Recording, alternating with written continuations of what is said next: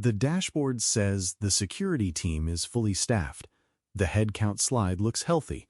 The org chart is finally filled in, and the board has stopped asking quite so many questions about open roles. But if you sit quietly in a weekly stand-up or a late-night incident review, you may see something very different. Tired faces, brittle tempers, deferred projects, and a quiet sense that everyone is one bad quarter away from checking out. That is the scene for this Wednesday headline feature from Bare Metal Cyber magazine, developed by Bare Metal Cyber, called Security Talent Reboot: Building Teams in a Burnout Era. This is not just another complaint about a difficult talent market. It is a story about how security organizations are designed and how those designs either exhaust or protect the people inside them. The real question is not only whether the seats are filled. The question is whether the system those people work inside is built for sustainable performance or constant sacrifice. On paper, many security teams look stronger than ever. There may be a threat intelligence lead, a cloud security specialist, a product security role, and enough analysts to make the staffing report look complete. Ticket queues appear manageable. Incidents close within agreed timeframes. Quarterly reports show reassuring green boxes. But if you watch the work closely, the cracks are obvious. Senior engineers silently triage everything in their heads. Mid-level staff switch contexts every few minutes. Junior analysts follow runbooks they barely have time to understand. The organization has filled seats, but it has not restored real capacity. The more sophisticated the company, the more convincing this illusion becomes. Leaders look at span of control charts, role counts, and hiring metrics, then conclude that the talent problem is mostly solved. Those numbers do not show attrition in place. They do not show the experienced engineer who no longer raises concerns because nothing changes. They do not show the architect who avoids new ownership because they are already overcommitted. They do not show the analyst who has stopped speaking up because every idea becomes another task. Output may still look acceptable, but curiosity and initiative have quietly drained out of the system. Burnout rarely starts with dramatic breakdowns or mass resignations. It usually shows up in smaller ways. People do work strictly to the letter of the process, not the spirit of the mission. Incident reviews produce the minimum number of action items. Design discussions accept unnecessary risk because nobody has the energy to argue. Backlogs are managed by redefining what counts as done. Leaders often misread this as stability. Then a major incident or a key departure exposes how hollow the system has become. By then, they are responding to a collapse instead of the long, quiet slide that led there. To understand why this happens, start with the architecture. Many security teams are defending a sprawl of half-integrated cloud services, software platforms, legacy systems, and homegrown tools. Each one creates its own alerts, logs, exceptions, and edge cases. When the architecture is fragmented, the human brain becomes the glue. People carry the real integration model in their heads because the systems do not provide that clarity. That mental glue is expensive. You pay for it in context switching, decision fatigue, and exhaustion. Process can make the problem worse. Incident workflows built for a smaller environment get stretched far beyond their limits. Change approvals assume everyone reads every ticket. Vulnerability pipelines assume work moves in a smooth line, even though reality arrives in spikes. Engineers are not just fixing problems. They are constantly translating between how the process imagines the environment and how the environment actually behaves. Over time, the translation work becomes heavier than the technical work. Tooling choices can add another layer of strain. A stack of overlapping security products, each with its own console, vocabulary, and alert model, creates a kind of cognitive multi-cloud. Analysts spend their days reconciling conflicting signals, moving data between systems, and explaining why 3 dashboards show 3 different answers. None of that appears on a license invoice, but it shows up in how tired the team feels. The leadership shift is to see architecture and process as primary drivers of burnout, not neutral background. When you add another tool, control, portal, or approval path, you are deciding who will absorb the human cost of that complexity and for how long. A serious talent reboot treats simplification, consolidation, and clarity as people strategies, not just technical hygiene. Underneath all of this sits an older story about what high performance in security is supposed to look like. Many teams still celebrate the hero who stays awake for 2 days, manually patches hundreds of servers, or pulls off an improbable rescue during an incident. Those stories can be inspiring, but they are also dangerous when they become the model for normal operations. In a burnout era, the hero narrative teaches people to equate value with self-sacrifice. It makes sustainable work look like a lack of commitment. A healthier definition of high performance starts with fewer surprises, not bigger rescues. Strong teams build feedback loops that surface risk early. They tune detections so analysts are not drowning in noise. They improve change processes so the organization creates fewer self-inflicted incidents. Their work may look less dramatic, but that is the point. Mean time to recovery still matters. So does the number of major incidents, the amount of after-hours work, and the number of projects that finish without a frantic final push. The real test is not how fast the team can sprint under pressure. It is how rarely they need to. Recovery and learning also have to become part of the core job. In too many organizations, retrospectives happen only if there is time. Training is something people squeeze in around real work. In a healthier model, recovery time after major events, deliberate handoffs, and structured knowledge sharing are built into how work finishes. Leaders are measured on whether they protect that space, not on how many extra hours they can extract from the team. The story changes from "we survived another one" to "we leave each incident smarter and less fragile than before." For executives and CISOs, the practical move is to align incentives with this calmer definition of performance. Ask for updates that highlight predictability, risk reduction, and stability, not just volume and speed. Recognize teams for avoiding drama, not only for absorbing it. When boards hear leaders celebrate steady security operations as a success story, the rest of the organization gets permission to stop glamorizing burnout. That matters because your best people need to imagine a future in the role that does not end in exhaustion. If burnout is built into the system, then team design is where you start removing it. Capacity has to be engineered deliberately. Security work usually has 2 modes.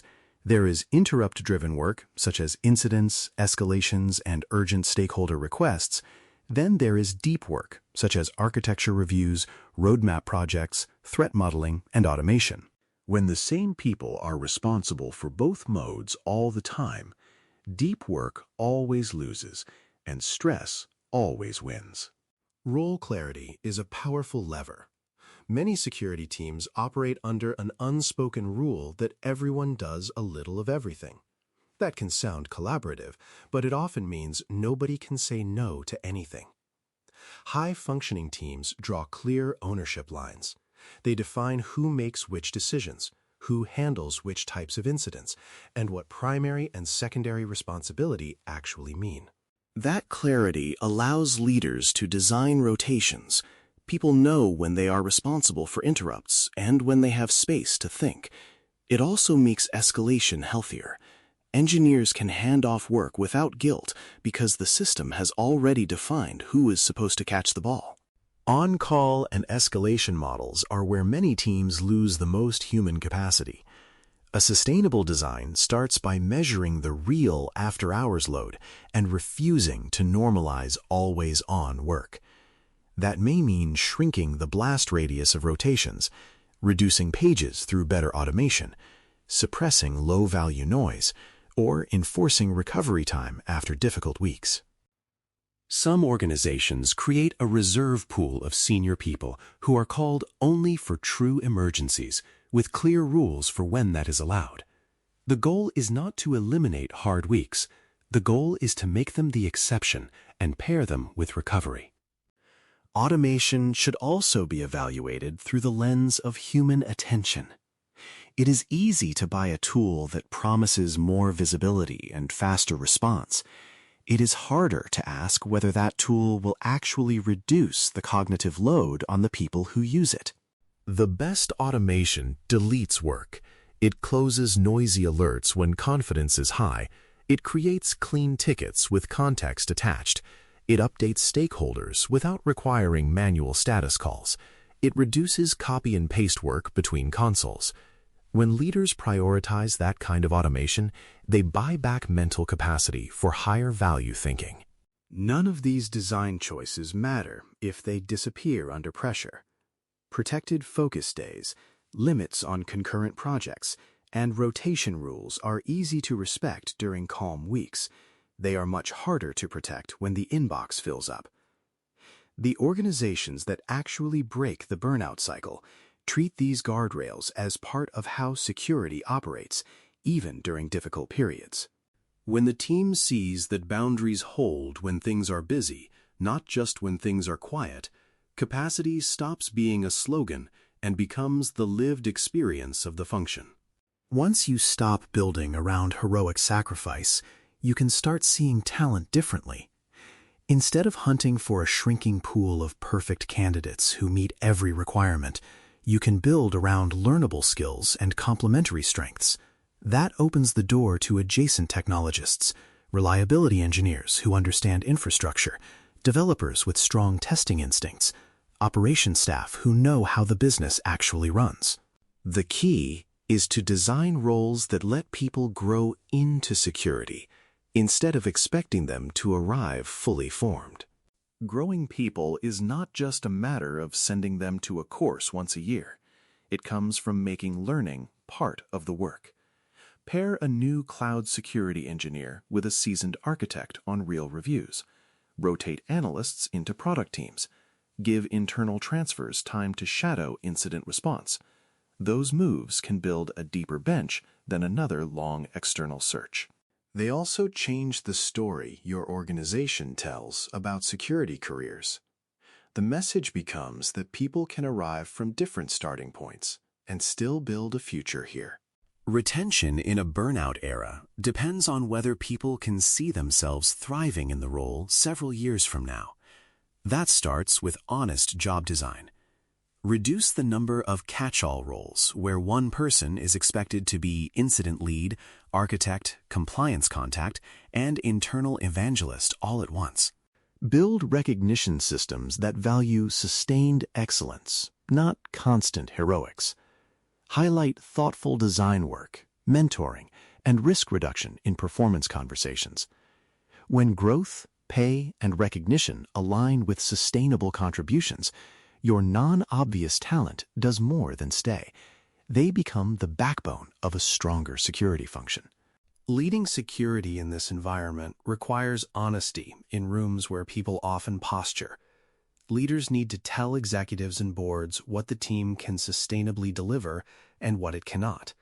They need to stop quietly accepting every new mandate and absorbing the impact internally. When capacity is treated as an afterthought, burnout becomes the system's only honest feedback. When capacity is treated as a core design constraint, along with budget and risk appetite, trade-offs become visible. The organization stops pretending it can get enterprise-grade security for the cost of a few more late nights. This honesty should shape roadmaps too. Many security plans assume every quarter will be calm.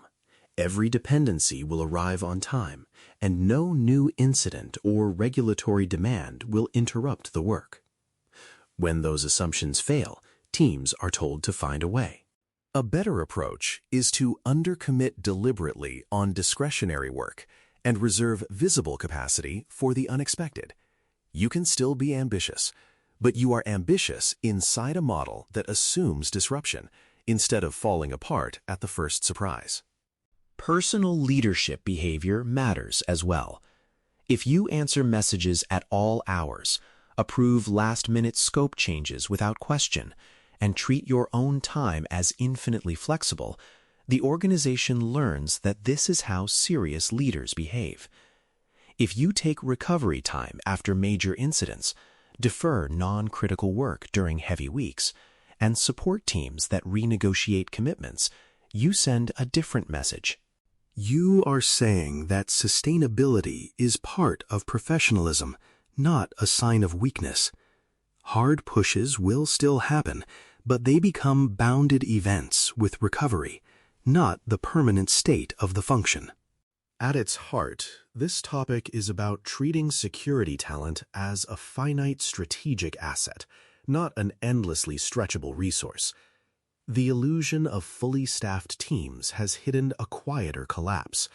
People may still be keeping the lights on, but their curiosity, judgment, and initiative can erode under constant pressure. That mismatch between how teams look on slides and how they feel in daily life is not an accident. It is the result of choices about technology, process, and leadership. When leaders own those choices, they gain the power to change them. The reboot comes from linked shifts. Define high performance around fewer surprises and calmer operations. Design teams around capacity, not sacrifice. Open the hiring lens to non-obvious talent. Build roles that people want to stay in. Treat every new tool, mandate, and project as a question about who will pay the human cost and for how long. If you want a place to start, begin with the conversations you are willing to have. Ask where the system is quietly depending on heroics. Ask which commitments would be renegotiated if burnout carried the same weight as breach risk.